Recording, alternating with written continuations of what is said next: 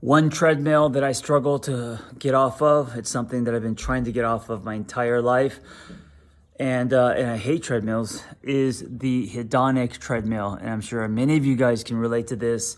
The hedonic treadmill is the treadmill that most of us are on, where we are viciously running towards something, trying to get something, because if we get that thing at the end, whether that is love or an empire or a fancy car or a new pair of shoes, whatever that is that you want, if we get that, then we're happy, right? And then of course, when we do get that, then we want more or different, you know?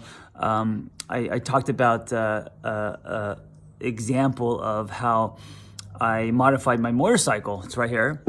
And I got an exhaust, and I got my handlebars raised. I spent a lot of money on these little tweaks. And then once I got them, of course, they felt good for a few months and I enjoyed them, but then you want more, and it's endless, right? Ultimately, you want another motorcycle. And so that's a simple example of being on the hedonic treadmill, wanting something. Once you get it, realizing you want it more, and that is a cycle that just repeats itself. So it doesn't matter if you are a millionaire, a billionaire. It's not about the things or how much, right? Because it's scalable. It's about the mindset. It's about being on this treadmill that is endless and that keeps you from being happy, from being present, from being in a space where you feel that you have enough, right? So taking the power back from being power-filled instead of being powerless. Anyone who is on the hedonic treadmill is living a life where they are powerless.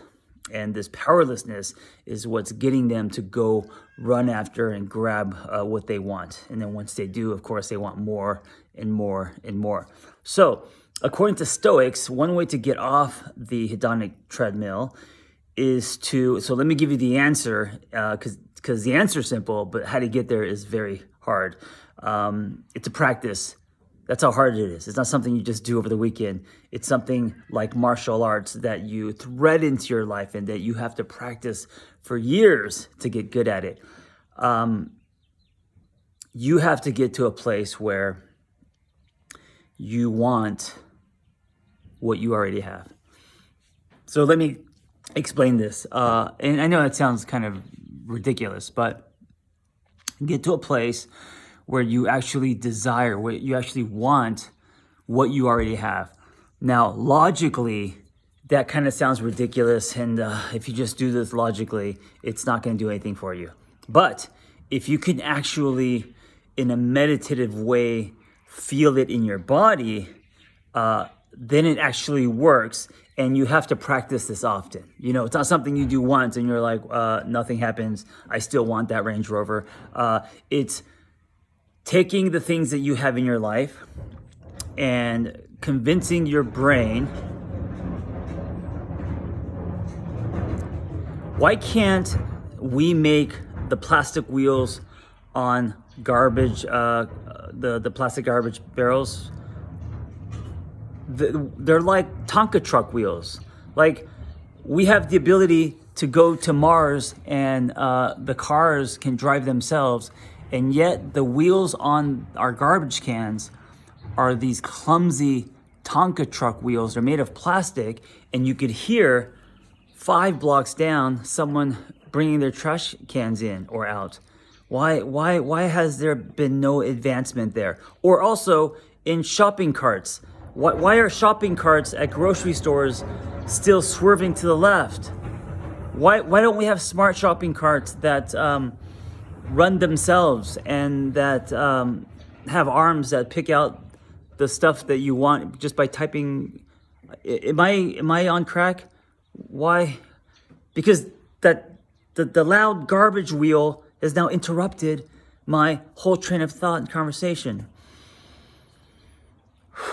Getting to a place where you want, there it goes again. Oh my God. Getting to a place where you want what you already have. Now, let me tell you a quick story real quick, because I know. Oh shit.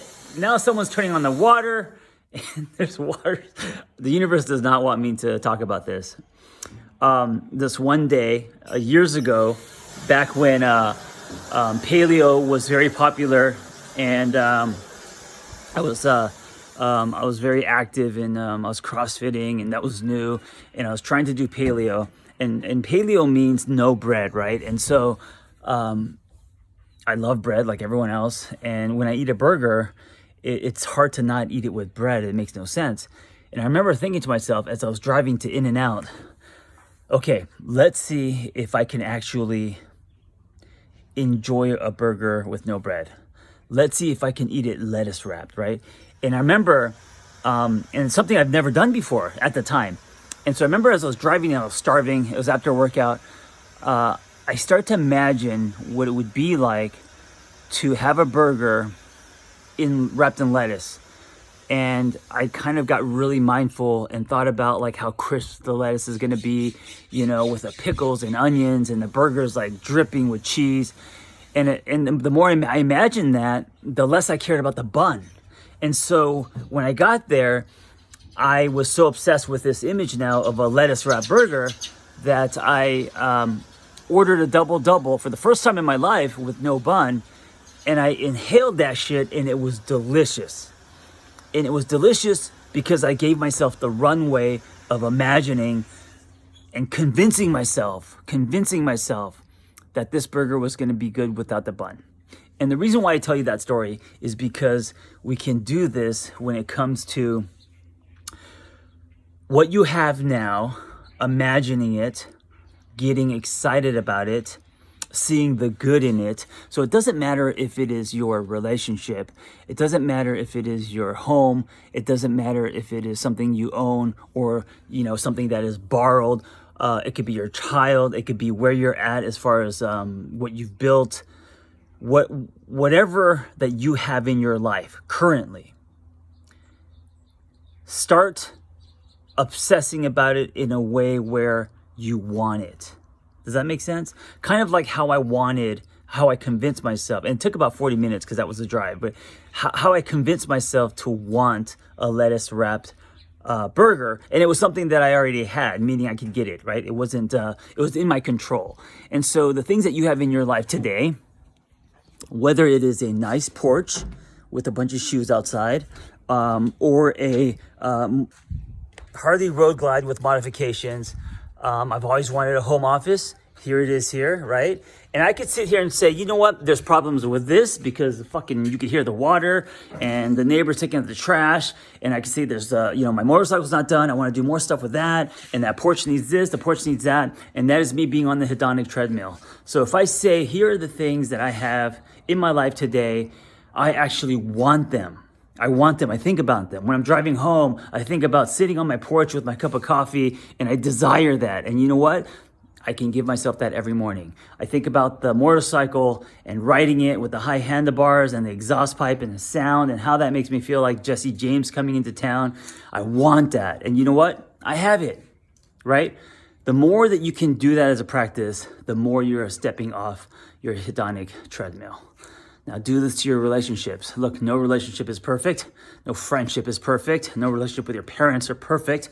But if you start thinking about if you start thinking about the good stuff in the relationship and that you want that what you already have, the stuff that is valuable, not what you don't have, not what you can improve, but what you already have, start getting obsessed with wanting that. When you come home, you are going to want to take your boyfriend's clothes off. You're going to want to jump into your girlfriend's arms because you're now obsessing about feeding the good instead of what you are lacking. Every time you obsess with what you're lacking, you're getting on that hedonic treadmill. Every time you are seeing the glasses half full and that your life is good as it is. And yes, it's okay to want and desire and climb and build. But if you have what you have now and you have a desire for what you have now, think about how empowering that is. Think about all the things that you're able to let go and now live in the present moment, right?